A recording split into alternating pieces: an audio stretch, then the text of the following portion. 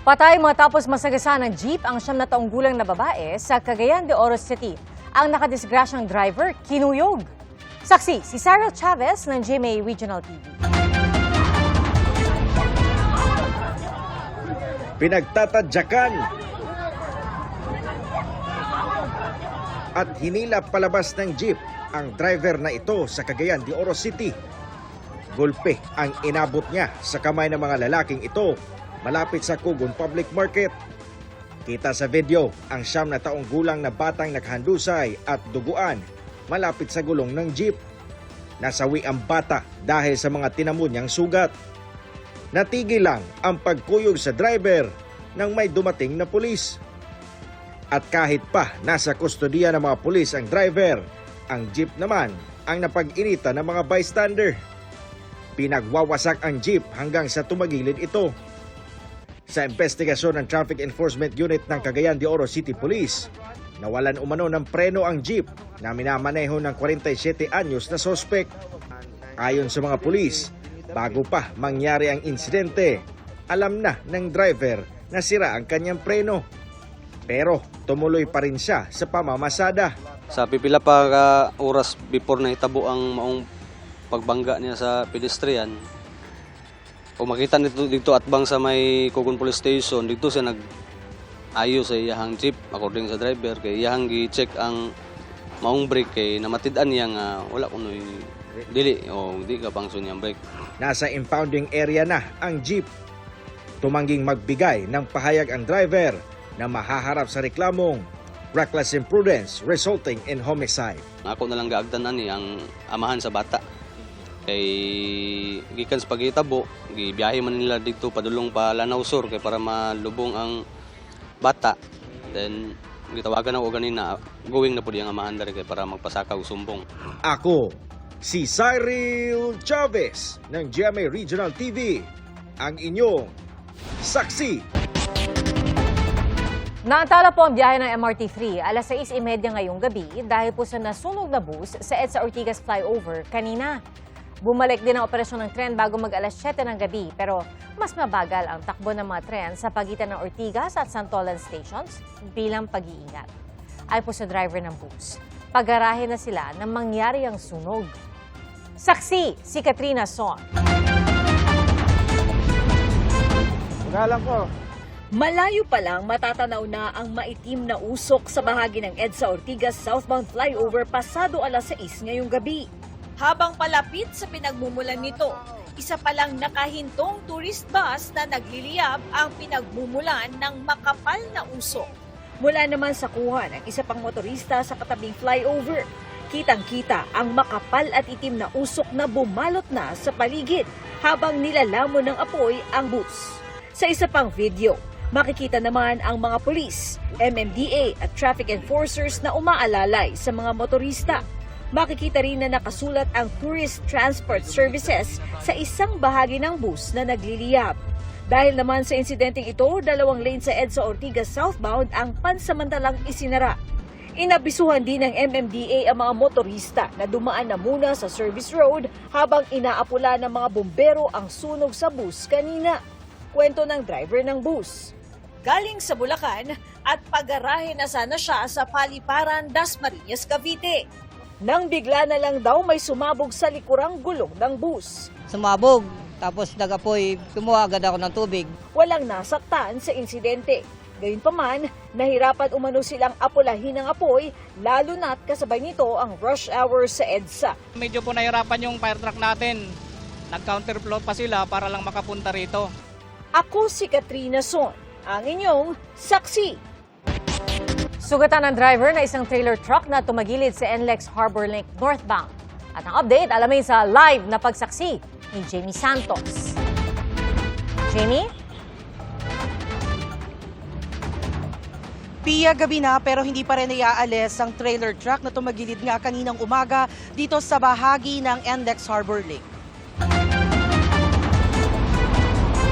Pasado alas 10 ng umaga, tumagilid ang trailer truck na ito sa northbound lane ng NLEX Harbor Link sa bahagi ng Navotas.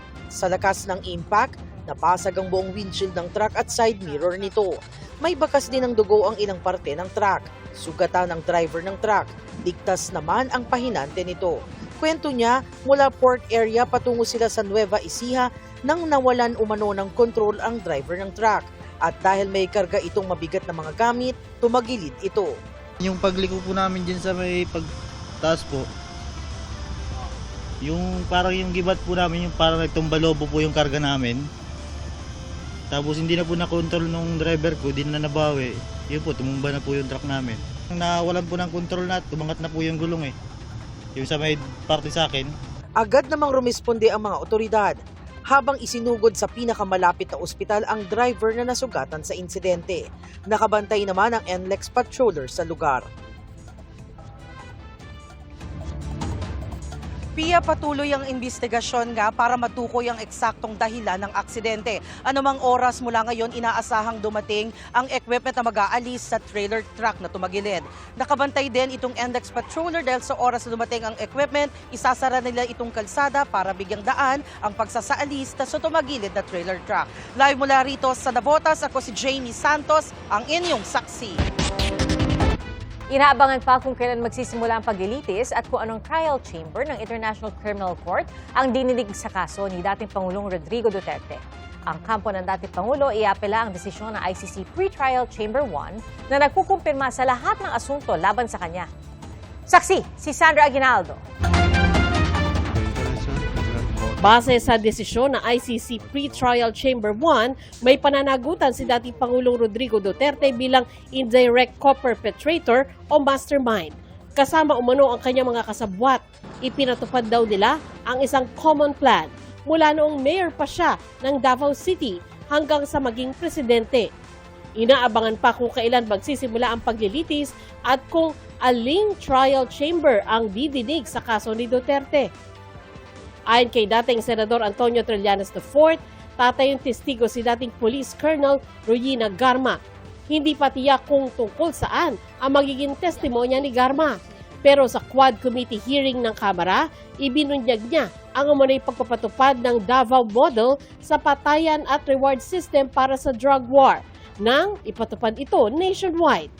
Sabi pa ni Trillanes, ICC witness na rin ang tatlong nagpakilala mga hitman ni Duterte kabilang sina Arturo Las Cañas at Edgar Matobato. 3 counts ng crimes against humanity of murder and attempted murder ang kinakaharap ni Duterte. 49 incidents o bilang ng patayan kung saan may 78 biktima ang bahagi sa kaso. Sa bilang na yan, 76 ang patay habang 2 ang binaril pero nabuhay. Hindi rin bababa sa 3 biktima ang menor de edad. Ayon sa ICC Pre-Trial Chamber 1, non-exhaustive list ito. Ibig sabihin, maraming iba pang biktima. Pero isa sa larawan ng 49 incidents kung paano iniutos at isinagawa ang di umano'y sistematikong patayan. Mayroon kasing thousands na namatay doon po sa war on drugs sa Davao City at sa buong Pilipinas. Kaya illustrative lang po ito, mga examples lang po ito. Itong 49 incidents. Hindi mo naman talaga malalagay lahat po ng insidente na yun. Kaya kailangan lang pong ilagay sa 49 incidents yung mga instances ng patayan. Sa crimes against humanity, yun yung karakter ng krimen. Hindi siya simpleng murder, mas matining yung pagiging widespread o malawakan at saka sistematiko ng krimen. Sa confirmation of charges hearing, binanggit din ang mga umunay co-perpetrators o kasabwat niya. Of course, Mr. Duterte did not commit these crimes alone. Ronald Bato de la Rosa, who was the chief of the Davao City Police Office, Vicente Danao, another police chief in Davao during the period. Next.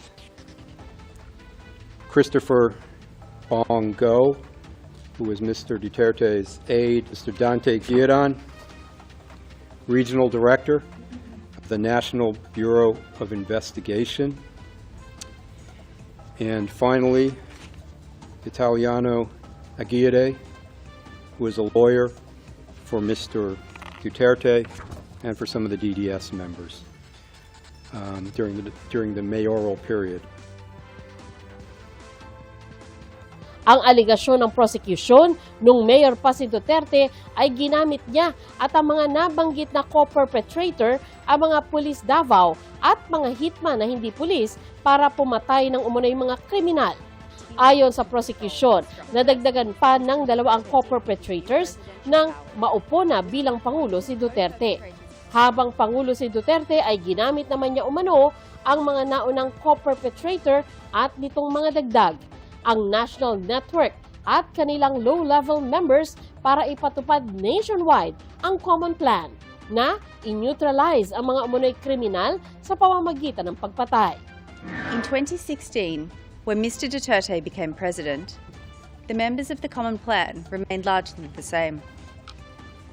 They were joined by a further 2 individuals, a senior police officer and a long-time colleague of the group from Davao City, who had worked with the DDS before the jurisdictional period. Si Father Flavie Villanueva na founder ng program Paghilom, umaasang mapapanagot rin ang mga kasabwat. First, my hope is mahatulan lahat ng may dugo sa kamay. Hindi ko sinasabi na si Rodrigo Duterte lang sapagkat isa lang siya sa arkitekto at madaming arkitekto ang Oplan Tokhang na kanyang ipinatupad sa 6 na taon.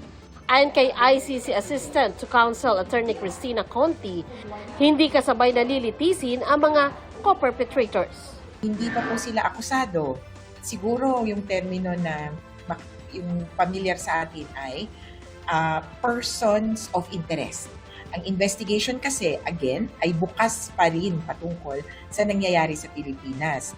Hiwalay na insidente o may hiwalay na schedule yung kaso ni Duterte. Hiwalay na proseso ang lalakad, hiwalay na quantum of evidence ang ihaharap. Pero pwede rin daw magpalabas ng warrant of arrest ang ICC laban sa kanila. Si Aguirre na isa sa pinangalanang co-perpetrator, itinangging kasama siyang nagpatupad ng common plan at may natulungan pa umano siyang pamilya ng Jaguar victims habang nasa pwesto. Hindi aniya siya nababahala pero magsasampa pa rin ang petisyon sa Korte Suprema para matiyak na hindi malalabag ang kanyang karapatan. Dapat yan mayroong dumaan sa domestic law courts and may approval ng courts. So I believe that we could not be brought to the ICC on the basis of the warrant of arrest. Post naman ni Senador Go, sa kabila ng malungkot na balita tungkol sa kaso ni Duterte, ay mananaig aniya ang hustisya.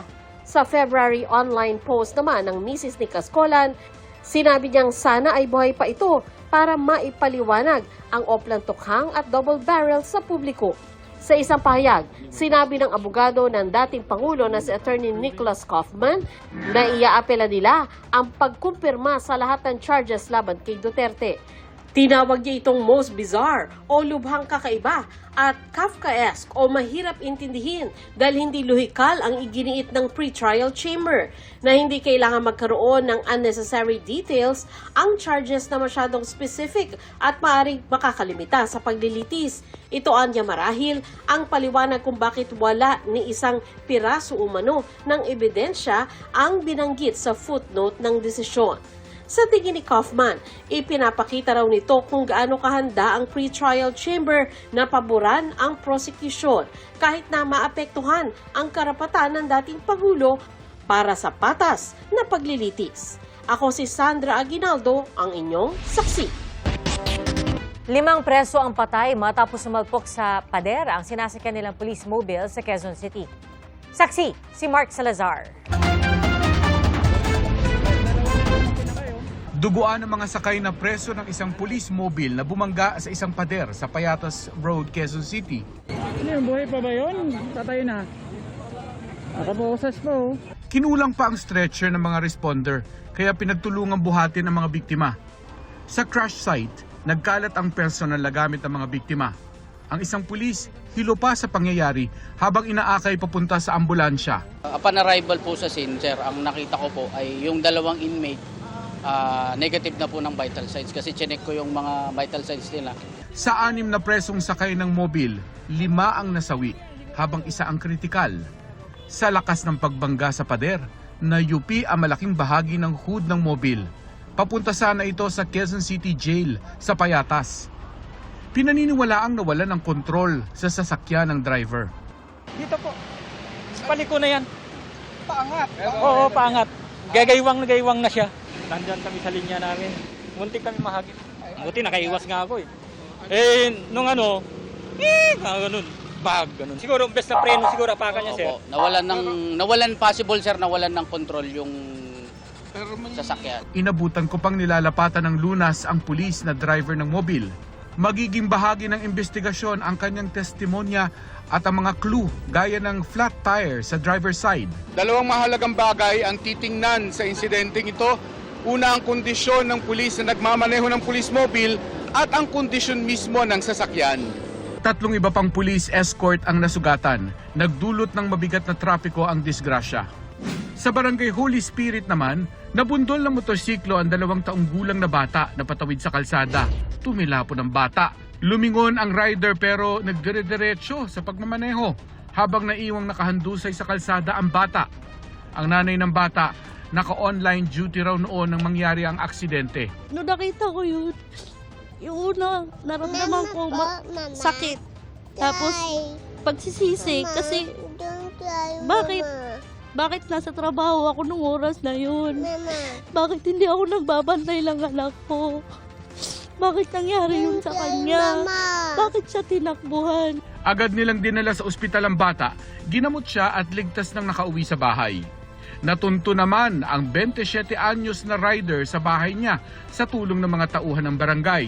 Aminado ang rider na wala siyang lisensya. Ipapa-car wash lang daw sana niya ang motorsiklo ng kaibigan. Blind spot po kasi yun eh. Biglang tumawid po yung bata. First time ko lang po kasi mangyari, kaya po yun, natakbuhan ko nga po.